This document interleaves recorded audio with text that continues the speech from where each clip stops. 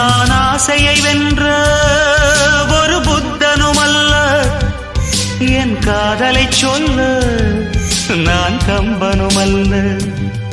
உன் காது கடித்தேன் நான் கனவினில் மெல்ல, இன்று கட்டி அணைத்தேன் இது கற்பனை அல்ல.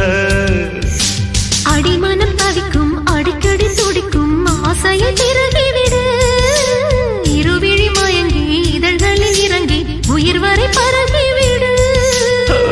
முத்தம் வழங்காது ரத்தம் அடங்க